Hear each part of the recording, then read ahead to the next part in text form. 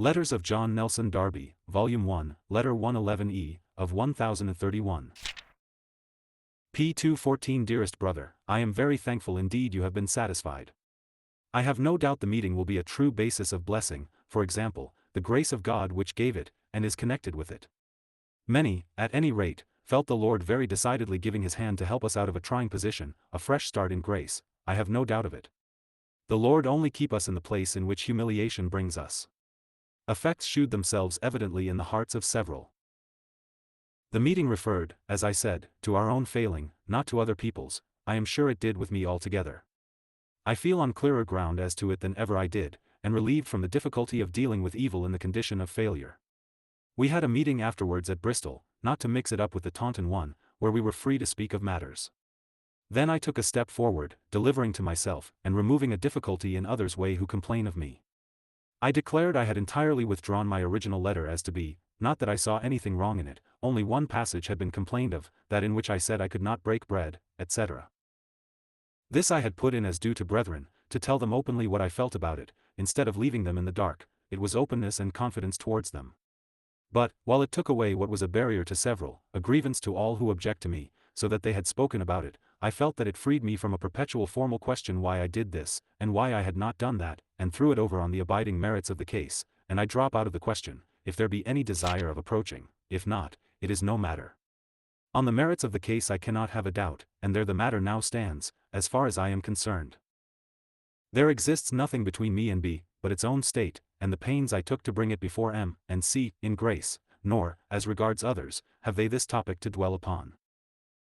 I do not think they were aware of what they wished, for the act, as far as my position is concerned, has the most complete and important bearing, but I had weighed it before the Lord, and declared definitively it was done.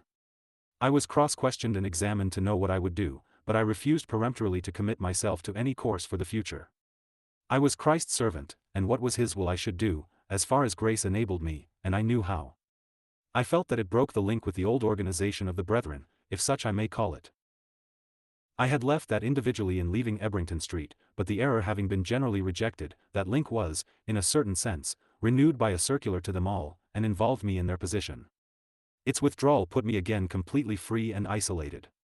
I told the brethren that I had not a thought but through grace of having closer ties with those who walked in his fear, but the original link of association, the only ostensible one, was gone.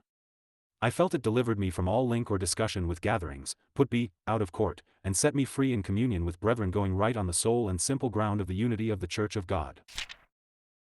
With them it will consequently bind the bonds tighter and on true and healthier grounds, while however free to act in grace towards any if occasion arise, as I heartily desire, I am free from all link with anything else. I am not involved in their responsibilities, as that letter implied, and what was urged as a stumbling block to others is gone.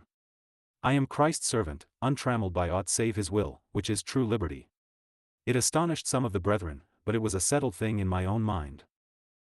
I am prepared to suppose, unless God, who certainly is at work, prevent, and rise above it all in grace, however clearly I explained it, that many will take advantage of it to say I am changed, that I confess I was wrong, and see I was unjustifiable in my judgment as to B. I am prepared for all this.